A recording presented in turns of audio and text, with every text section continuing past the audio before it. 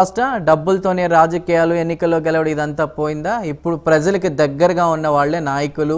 రేపు మళ్ళీ అధికారంలోకి రావాలన్నా కూడా ప్రజలకు దగ్గరగా ఉండాల్సిందేనా? ఇప్పుడు బేస్ చేసుకున్న సిచ్యువేషన్స్ని బట్టి మీరు ఏం చెప్తారు? ఒకటండి, గతంలో జగన్మోహన్ రెడ్డి గారు వైనాట్ 175 అనే నినాదంతో మేము సంక్షేమ పథకాలు ఇచ్చాము కాబట్టి మాకు ప్రజలు ఓట్లు వేసేస్తారు, మా గెలుపు తథ్యం అనే నినాదంతో సిద్ధం అనే స్లోగన్స్తో జనాల ముందుకు వచ్చారు. అయితే ఇక్కడ మొన్న ఎన్నికల్లో ప్రధాన భూమిక పోషించిన కొన్ని అంశాలను మనం పరిగణలో తీసుకోవాలి. ఒకటి, ల్యాండ్ టైటిలింగ్ యాక్ట్. ప్రజల ఆస్తులకి భద్రతకి ముప్పు వాటిల్లే విధంగా రాజ్యాంగపరంగా ఉన్నటువంటి భూ హక్కులను కోల్పోయే ప్రమాదం ఉన్నది ఈ రాష్ట్రంలో పెద్ద ఎత్తున మేధావులు కానీ, రైతులు కానీ, ఆస్తి హక్కుదారులు కానీ పెద్ద ఎత్తున తిరగబడ్డారు. అది ఒకటి. రెండోది, భావ వ్యక్తీకరణ స్వేచ్ఛ. గతంలో ఎప్పుడో పోలీస్ చట్టాన్ని రూపకల్పన చేస్తే బ్రిటిష్ వాడు ఆ బ్రిటిష్ వాడి మీద దెబ్బలాడకుండా ఉండడానికి చేసిన కఠినమైన చట్టం, కాలం చెల్లినటువంటి పోలీస్ చట్టాన్ని తీసుకొచ్చేసి జీవో నెంబర్ 1, ఎవరో మీటింగ్లు 4 కోళ్లలో పెట్టడానికి లేదు, ఎక్కడ ఊరు బయట పెట్టాలి, ఎంతమంది వస్తున్నారో ఏంటో మొత్తం మాకు సమాచారం చెప్పాలి అని భావ వ్యక్తీకరణ స్వేచ్ఛని, రాజ్యాంగ హక్కుల్ని హరించి వేయటం ఒకటి. రెండోది, రాజ్యాంగం ప్రకారం నిరసన తెలియజేసే హక్కుంది.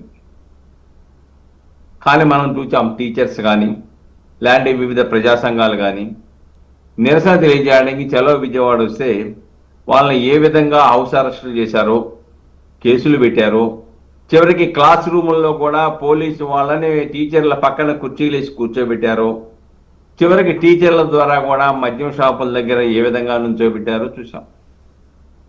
కాబట్టి ఇవన్నీ కూడా సంక్షేమ పథకాలు ఇచ్చినంత మాత్రాన ఏం రావు. రెండోది, పునర్విభజన చట్టంలో ఉన్న అంశాలని అమలు చేయటంలో ఆనాడు ప్రభుత్వం శ్రద్ధ చూపలేకపోయింది.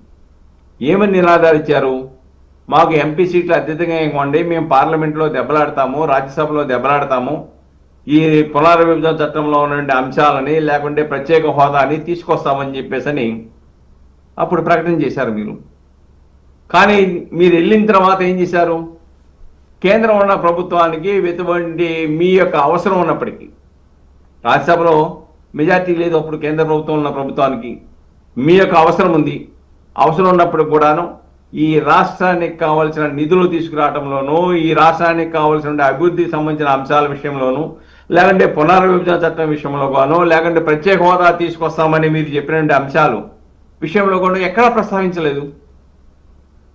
కాబట్టి ఇచ్చిన హామీలు అమలు జరపలేదు ఈ రాష్ట్ర అభివృద్ధికి. రెండోది, 3 రాజధానుల పేరుతో రాజధాని లేకుండా ఆంధ్రప్రదేశ్ని ఏ విధంగా చేశారో ప్రజలు చూశారు. పోలవరం ఎలాగ అర్ధంతరంగా ఆగిపోయిందో చూశారు. అలాగే రోడ్ల పరిస్థితి చూశారు. ఈ రాష్ట్రంలో నిరుద్యోగ సమస్య చూశారు. పరిశ్రమలు ఎలా పారిపోతున్నాయో చూశారు. రాకుండా ఎందుకు భయపడుతున్నాయో చూశారు. ఇవన్నీ చూసిన తర్వాత ప్రజలు లేదు, ప్రభుత్వాన్ని మార్చాలి, తద్వారా చంద్రబాబు నాయుడు లాంటి వారిని తీసుకొస్తే ఆయన ఆర్థిక అభివృద్ధి చెందడానికి కావాల్సినటువంటి ఒక ఎకానమిస్ట్ లాగా పనిచేస్తారని చెప్పేసి ఈ రాష్ట్ర అభివృద్ధికి ఆయనే దిక్కని చెప్పేసి ప్రజలు భావించారు. ఆయన్ని ముఖ్యమంత్రి చేసుకోవాలనుకున్నారు అత్యధిక మెజార్టీతో. ఓన్లీ 11 అసెంబ్లీ సీట్లు, 4 ఎంపీ సీట్లు మాత్రమే వైఎస్ఆర్సీపీకి ఇచ్చేసి మొత్తం సీట్లు కూటమికి ఇచ్చేశారు. ఇచ్చిన తర్వాత పరిస్థితి, ఈ రోజున అమరావతి పనులు జరుగుతున్నాయి, కేంద్రం నుంచి నిధులు తీసుకొచ్చేసి నిర్మాణాలు చేపడుతూ ఉన్నారు, పోలవరం పనులు ప్రారంభమైనవి, రోడ్లు ఉన్నటువంటి గతుకులు గుంతలు దాదాపుగా అన్ని చోట్ల సక్రమంగా ఉండేట్టుగా చేశారు. కాబట్టి పరిశ్రమలు రావడానికి కావాల్సిన కృషి చేస్తామన్నారు. ఈ రోజున ఐటీ పరిశ్రమలు రావడానికి ప్రయత్నాలు జరుగుతూ ఉన్నాయి, పరిశ్రమలు రావడానికి సిద్ధంగా ఉన్నాయి. కాబట్టి రాష్ట్ర అభివృద్ధికి కావాల్సిన పరిస్థితులు ఫైనల్ గా అంటే ఏమంటారు? 5 సంవత్సరాల్లో జరగాల్సిన గతంలో రాజకీయాలు లేదంటే ఆ పరిస్థితులు చూసినా 5 సంవత్సరాల్లో జరగాల్సినటువంటి అభివృద్ధి అంతా కూడా 1 సంవత్సరంలోనే కూటమి ప్రభుత్వం చెప్పినట్టు చేస్తుందా? ప్రజలకు దగ్గరగానే ఉంటుందా? ఒకటండి, గతంలో చిన్న భిన్నమైనటువంటి భారతదేశం ఆంధ్రప్రదేశ్ యొక్క ఆర్థిక వ్యవస్థని, వెంటిలేటర్ మీద ఉన్నటువంటి ఆర్థిక వ్యవస్థని ప్రస్తుతానికి ఆ పేషెంట్ని వెంటిలేటర్ మీద నుంచి గదిలోకి తీసుకొచ్చారు. ఇంకా పేషెంట్ వైద్యంలోనే ఉన్నాడు. ఆ పేషెంట్ని వైద్యం చేసి శక్తివంతమైన వ్యక్తిగా బయటికి తీసుకురావాలి. ఆ పరిస్థితిలో ప్రభుత్వం ఉంది, ప్రజలకు దగ్గరగా ఉంది. ప్రజల యొక్క భావ వ్యక్తీకరణ స్వేచ్ఛని, ప్రజల యొక్క ఆందోళన కార్యక్రమాలని, ప్రభుత్వాన్ని ఎత్తుచూపే అంశాలని ఎక్కడ హక్కుల్ని హరించి వేసే పరిస్థితి ఎక్కడ కనిపించట్లా. ఈవెన్ వైఎస్ జగన్మోహన్ రెడ్డి గారు కూడా స్వేచ్ఛగా తిరగడానికి, ఆయన ఎక్కడ వెళ్ళడానికి అక్కడికి వెళ్ళడానికి అనుమతులు ఇస్తూ ఉన్నారు. కాబట్టి ఇక్కడ స్వతంత్రత, స్వేచ్ఛ అనేవి అన్నిటికన్నా ముఖ్యమండి ప్రజాస్వామిక వ్యవస్థలో. గత 5 సంవత్సరాలలో వాటికి కుంటుపడ్డాయి. ఈ రోజున అభివృద్ధి జరుగుతోంది. రాజ్యాంగ హక్కులు, ప్రాథమిక హక్కులు, పౌర హక్కులు, భావ వ్యక్తీకరణ స్వేచ్ఛ కొనసాగుతోంది. కాబట్టి ప్రజలు ఏదైతే సంక్షేమ పథకాలు అన్నీ ఒకేసారి అమలు చేయడం అనేది ఆర్థిక ఇబ్బందుల్లో ఉన్న ప్రభుత్వానికి ఇబ్బందికరమైన దాన్ని ముందుకు నెట్టుకొస్తూ కొన్ని పథకాలు, తల్లికి వందనమా, ఇంకోటా, పెన్షనా, పింఛన్ పెన్షనా, ఈ తీసుకొచ్చి ప్రజల్లోకి వెళ్ళేటప్పటికి తల్లికి వందనం పడిన తర్వాత, తల్లికి వందనం కుటుంబంలో ఎంతమంది ఉంటే అంతమంది పడిన తర్వాత డెఫినెట్గా కూటమి ప్రభుత్వానికి మైలేజ్ పెరిగింది. కాబట్టి గతంలో నాకు 40% ఉందంటున్నారు. 40% ఎప్పుడు సంక్షేమ పథకాలను చూసి ఓట్లు వేశారు. ఆ 40% డెఫినెట్గా నువ్వు ఇప్పుడు ఆ పరిస్థితి నీకన్నా బెస్ట్గా సంక్షేమ పథకాలు ఇస్తున్నప్పుడు డెఫినెట్గా ఆ ఓట్లన్నీ పోతాయి, నీకు వచ్చే అవకాశాలు లేవు. కాబట్టి గత ప్రభుత్వానికి ఈ ప్రభుత్వానికి అంచనా వేసుకున్నారు. రెండోది, ఈ లోపుగా కనుక సిబిఐ కోర్టులో ఉన్నటువంటి 11 సిబిఐ కేసులు, 9 ఈడీ కేసులు అక్కడ విచారణ ప్రారంభమైన, లేదంటే ఇక్కడ మద్యం కేసులో దాదాపుగా తాడేపల్లి చుట్టూనే ఒక కంచెలాగా తయారైపోయింది.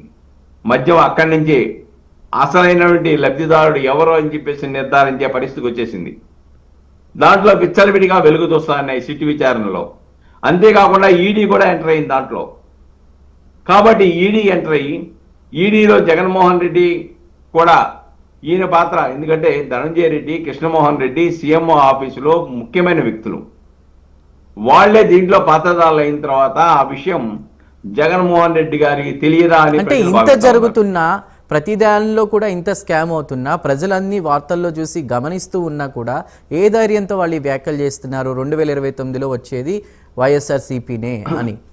ఇక్కడ ఒకటండి, ఏ పార్టీ అయినా కానీ పార్టీ కార్యకర్తలు నిరుత్సాహపడకుండా వాళ్ళని ఉత్సాహపరచడానికి ఇచ్చేటువంటి ఫ్రస్ట్రేషన్ నుంచి వచ్చే ప్రకటనలుగా వాటిని మనం భావించాలి.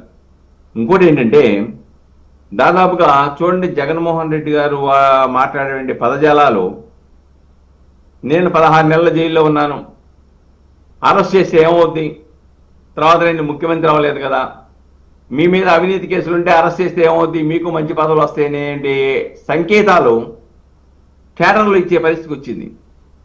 ఈ రోజున కేడర్ కూడా ఈ రోజున స్పందించే వాళ్ళ వైఎస్ఆర్సీపీకి స్పందించే పరిస్థితి లేదు.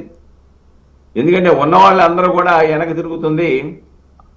వివిధ నేరాలలో ముద్దాయిలుగా ఉన్న వ్యక్తులు మాత్రమే ఈ రోజున మీడియా మీదకి వచ్చి మాట్లాడుతూ ఉన్నారు. స్పష్టంగా అనేక కుంభకోణాలు వెలిగి చూస్తూ ఉన్నాయి. ఇసుక అవనివ్వండి, మద్యం అవనివ్వండి, అక్రమ భూముల ఆక్రమణ కానివ్వండి, అటవీ భూముల ఆక్రమణ కానివ్వండి, దొంగ సర్టిఫికేట్లు పట్టాలు ఇచ్చిన సంఘటనలు కానివ్వండి, కుంభకోణాలు ఒకటేంటి, ఆ 5 సంవత్సరాల కాలంలో జరిగినటువంటి నేరాలు, ఆర్థిక నేరాలు, అక్రమాలని విచారించడానికి ఈ రాష్ట్రంలో ఉన్నటువంటి విచారణ సంస్థల యొక్క శక్తి సామర్థ్యాలు చాలటం లేదనేది వాస్తవం. అందువల్లే ఇంత జాప్యం జరుగుతోంది. ఓకే, అంటే ఇక్కడ చాలా స్పష్టమండి, అవినీతి, ఆర్థిక ఉగ్రవాదం అనేది ప్రజాస్వామిక వ్యవస్థకి ముప్పు లాంటిది. ప్రజల మొత్తం మీద కూడా నష్టం జరుగుద్ది. రైట్, అంటే ఇందాక సుజాత్ గారు అన్నట్టు కేవలం సంక్షేమ పథకాలు అమలు చేసేసి మేము ఆంధ్రప్రదేశ్కి ఏదో చేసేస్తాం, డెవలప్ చేసేసుకో అనుకోవడం కాకుండా సంక్షేమం అభివృద్ధి చూడాలి. అభివృద్ధి కోసం కూడా మాట్లాడకుండా డ్యామేజ్ క్లియర్ చేసుకోకుండా కూడా మళ్ళీ అదే రౌడీ రాజకీయాలకు సంబంధించి మాట్లాడడం అనేది తప్పు.